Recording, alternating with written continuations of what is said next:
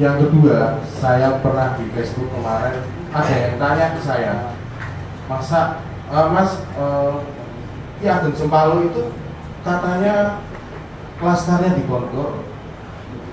Nah ini sangat menyesalkan lagi, sangat tidak. Berarti Ki Ageng Sempalo kalau dimasukkan ke di Ponorogo, usianya sudah di atas 300 tahun. Mungkin enggak?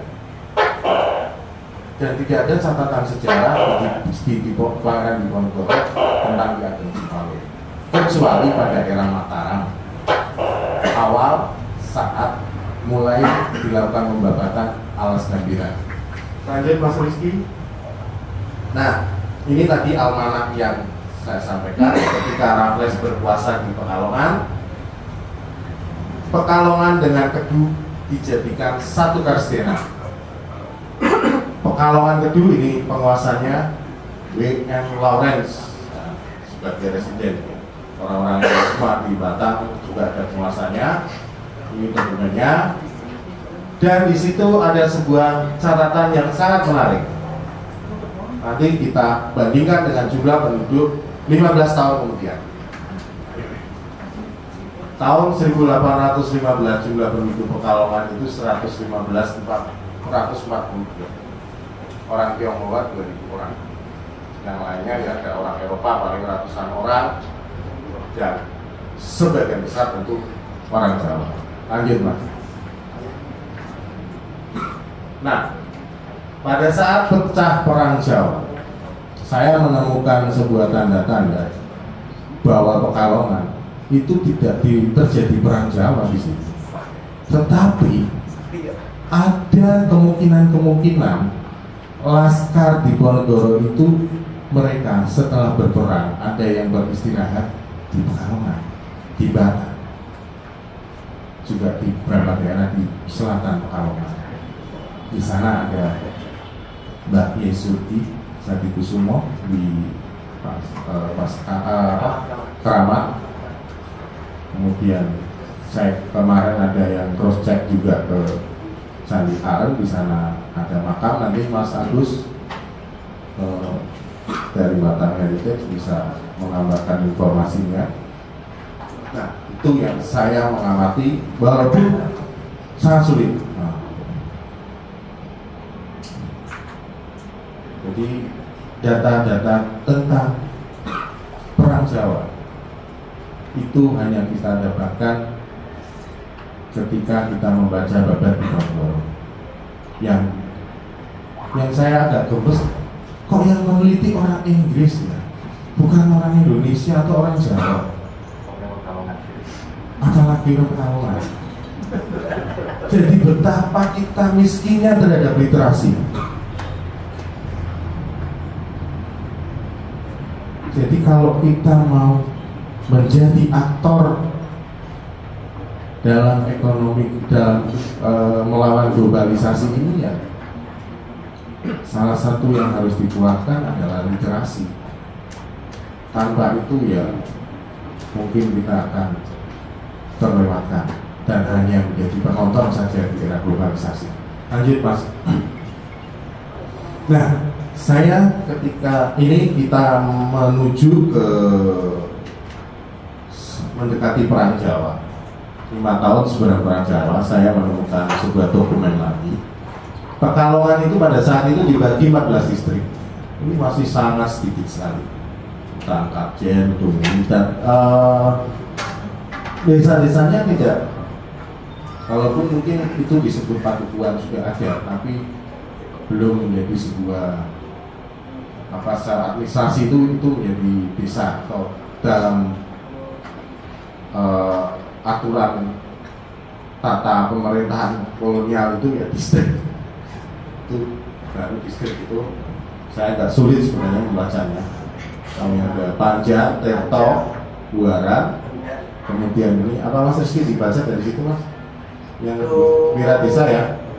Bukan itu Rembur, Serapi. Nah ini nih. Terus yang kedua Dumuni, Bojong, Ponopringgo,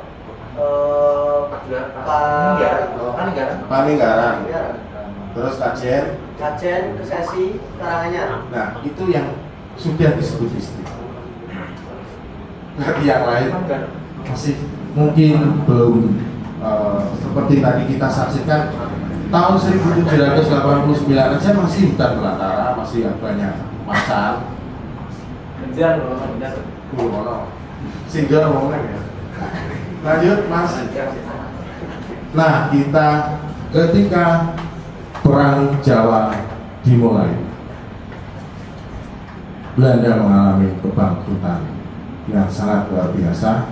Andai saja pada saat itu kekuatan Padri di Sumatera juga melakukan perlawanan yang keras kepada Belanda, saya yakin mungkin pada saat itu Belanda bisa terusir dari tanah Jawa. Dan juga ketika saya mempelajari serangan tentara Mataram ke Batavia, bayangkan yang di benteng itu tidak lebih dari 4.000 orang. Kekuatan Mataram lebih dari 30.000 orang. Kenapa kalah? Di samping logistik, senjatanya itu meriamnya tidak untuk nembak, untuk meden-meden saja. Karena tidak ada ahli yang meriam. Ahli-ahli meriam itu eranya ketika Demak.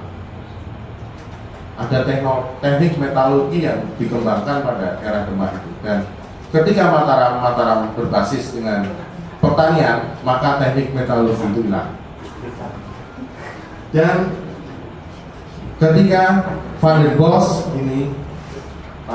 ini yang memulai tanam paksa untuk stelsel ketika menjelang akhir Perang Jawa tahun 1829,